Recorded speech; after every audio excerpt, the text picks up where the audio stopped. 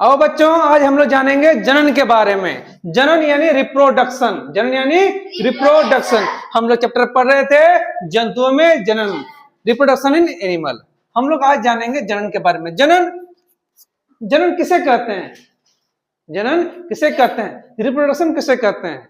सजीव का जो हम लोग परिभाषा जब पढ़ते हैं बचपन छोटा क्लास में, कि जो वैसा जीव जो जनन कार्य कर सके, उत्सर्जन कर सके, परिवहन कर सके, तो हम लोग उसको सजीव कहते हैं। जो श्वसन कर सके सजीव कहते हैं। यानी जनन भी है एक प्रकार का जरूरी अंग है सजीव के लिए। यानी सजीव में यदि जनन कार्य नहीं होगा तो दिक्कत है।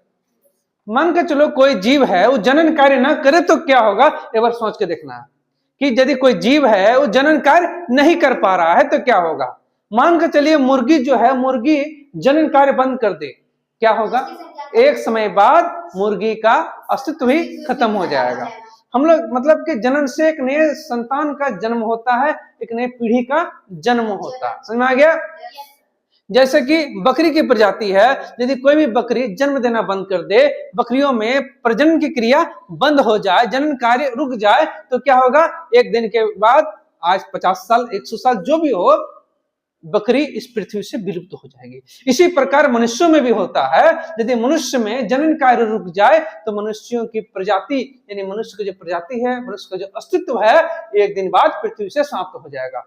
समझ में आ गया? इसीलिए जनन का जो मुख्य उद्देश्य है कि अपने ही तरह के संतान को, अपने ही तरह के संतान की उत्पत्ति करना ही जनन कहलाता है। यानी अपने तरह के संतान का जन्म, यानी अपनी पीढ़ी को आगे बढ़ाना ही जनन कार्य है। समझ में आ गया? किसी को दिक्कत? चलिए आज हम लोग जानेंगे जनन दो रूप। जनन हम लोग दो भागों में बांटकर पढ़ते हैं। पहला हो गया सेक्सुअल रिप्रोडक्शन, सेक्सुअल रिप्रोडक्शन, ठीक है, जिसको हिंदी में कहते हैं लैंगिक जनन। क्या कहते हैं? लैंगिक जनन। किसी को दिक्कत है तो बोलो। सेक्सुअल रिप्रोडक्शन में दो गैमिट का होना आवश्यक होता है। मेल गैमिट और फीमेल गैमिट दोनों का होना आवश्यक होता है। जैसे हम लोग मनुष्य के संदर्भ में देखते हैं, मेल गैमिट होता है स्पर्म। क्या होता है? स्पर्म। और फीमेल गैमिट क्या होता है? ओवम। क्या होता है? ओवम, यानी शुक्राणु और अंडाणु। जब दोनों मिलकर संलयन करते हैं तो निषेचन की क्रिया होती है और इसमें जायगोट बनता है। क्या बनता है? जायगोट, यानी युग्मनज बनता है। और फिर इसका विकास मां के गर्भाशय में होता है और वहां से एक नया जीव का उत्पत्ति होता है, एक नया संतान का जन्म होता है। हम लोग यहाँ तक पढ़ लिए थे, ठीक है। आज हम लोग जानेंगे एसेक्सुअल रिप्रोडक्शन के बारे में। किसके बारे में जानेंगे? एसेक्सुअल रिप्रोडक्शन यानी अलैंगिक जनन। एसेक्सुअल रिप्रोडक्शन यानी अलैंगिक जनन।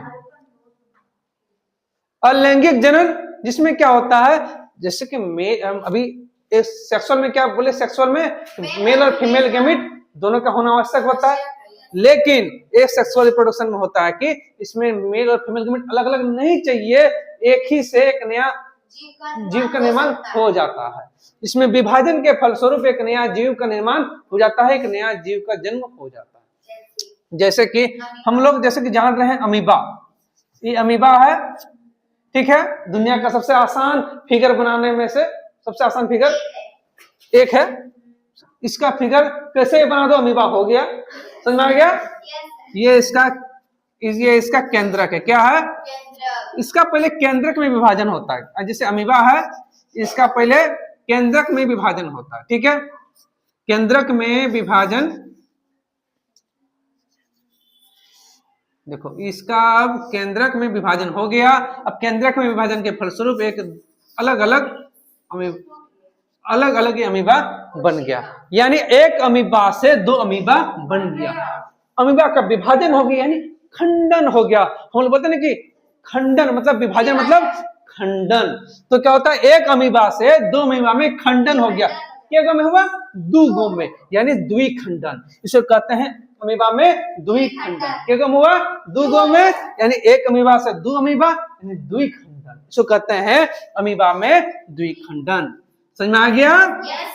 अमीबा में द्विखंडन। ये जो होता है एक कोशिकीय जीव है, अमीबा जो है एक कोशिकीय जीव है, ये सिंगल यानी यूनिसेलुलर ऑर्गेनिज्म है, ठीक है। अमीबा में द्विखंडन। इसी प्रकार कोई जीव में एक जीव विभाजन करके कई जीव बना लेता, दो से अधिक जीव बना लेता, उसको बोलेंगे बहुखंडन। क्या बोलेंगे? बहुखंडन। समझ में आ गया? इंग्लिश में इसको कहते हैं बाइनरी फिजन। क्या कहते हैं? समझ में आ गया? चलो, इसी प्रकार और एक जीव है जिसको हम लोग बोलते हैं हाइड्रा। फिगर थोड़ा खराब है, बुक देख के मैनेज कर लेना, कोई दिक्कत? चलो, जैसे अमीबा में ये सब जो हम बना रहे हैं, दोनों ये सब है मुकुल। क्या है? क्या है? मुकुल। जिस तरह आम में जो मंजर लगता है ना, मंजर, आम में मुकुल जिसको बोलते हैं, मंजर लग गया, उसी प्रकार ये हाइड्रा का मुकुल है। क्या है? अब ये जो धीरे धीरे जो विकास करेगा, जैसे कि ये हाइड्रा है, अब ये भी विकास करेगा। ये हाइड्रा का जो मुकुल है ये भी अब विकास करने लगा। अब विकास करके अलग अलग हाइड्रा बना लेता है। अब ये जो एक मुकुल से ही हटके एक नया जीव बना ले रहा है, मुकुल से मुकुलन, इसका कहते हैं हाइड्रा में मुकुलन। हाइड्रा में मुकुलन कहते हैं, यानी मुकुल से ही एक नया जीव, यानी इसको इंग्लिश में कहते हैं बर्ड्स, इंग्लिश में कहते हैं बर्ड। एक बर्ड से एक नया हाइड्रा बन जाता है, इसको क्या बोलते हैं? हाइड्रा में मुकुलन। समझ में आ गया? यहाँ तक तो क्या बोले? नहीं, हाइड्रा को नहीं, मुकुल को इंग्लिश में बर्ड कहते हैं। समझ में आ गया? हाइड्रा तो हाइड्रा है, बर्ड्स को हिंदी में कहते हैं मुकुल और इंग्लिश में कहते हैं बर्ड। ठीक है, यहाँ तक समझ में आ गया? यहाँ तक तो पता चला कि यही सर ये अमीबा है, ये हाइड्रा। ठीक है सर, समझ में नहीं आया, बढ़िया से दिमाग में घुसा नहीं, क्या बता रहे हैं हाइड्रा क्या अमीबा, टेर नहीं चल रहा है। समझो चीज को। जैसे और एक अलैंगिक जनन का एक रूप होता है कायिक जनन। क्या कहते हैं इसको? कायिक प्रवर्धन, कायिक जनन या कायिक प्रवर्धन, इसको समझो। इसके बारे में तुम लोग सुना होगा, नहीं सुनी है? कायिक जनन, कायिक प्रवर्धन, किसी भी पौधा के कायिक अंग से एक नए पौधा का बन जाना ही कायिक प्रवर्धन है। किसी भी एक पौधा है, उसका कोई कायिक अंग है, कायिक अंग से ही एक नया पौधा का निर्माण जब हो जाता है, नए पौधे का जब जन्म हो जाता है, उसको हम लोग बोलते हैं कायिक प्रवर्धन या कायिक जनन। इंग्लिश में उसको कहते हैं वेजिटेटिव प्रोपेगेशन। क्या कहते हैं? Vegetative propagation. समझ में आ गया? तुम्हारे मन में आएगा सर ये कायिक अंग क्या होता है? कायिक अंग नहीं जान रहा? चलो, पौधा का फूल छोड़ के जो भी अंग दिख रहा है वो कायिक अंग है। फूल जहां लैंगिक जनन होता है, उसको छोड़ के कोई भी अंग दिख रहा है वो कायिक अंग है। जैसे हाँ, फूल में मेल फीमेल दोनों होता है, कभी तुम लोग अड़हुल का फूल में दिखाएंगे। ठीक है, फिलहाल समझो। जैसे तना से एक नया जीव बन जाना, एक नया पौधा बन जाना, तना से एक नया पौधा बन जाना, समझ में आ रहा है? जैसे अड़हुल का फूल है, तना काट दिया, एक नया गाछ बन गया। जैसे सोजिना जान रहा, सहजन जिसको मोरिंगा भी कहते हैं, सोजिना का डंठल काटते हैं, दिए लगा के एक नया पेड़ बन गया। कोई भी फूल का डंठल काटे, लगा दिए, बारिश हो रहा है, लग गया गेंदा फूल, अड़हुल का फूल हो गया, क्या बोलता है, फिर गुलाब फूल हो गया, लग गया।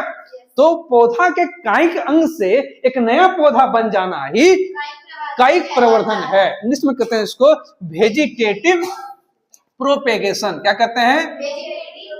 हाँ, प्रोपेगेशन। समझ में आ गया? और पौधा का जो कायिक अंग है उसको इंग्लिश में क्या कहते हैं?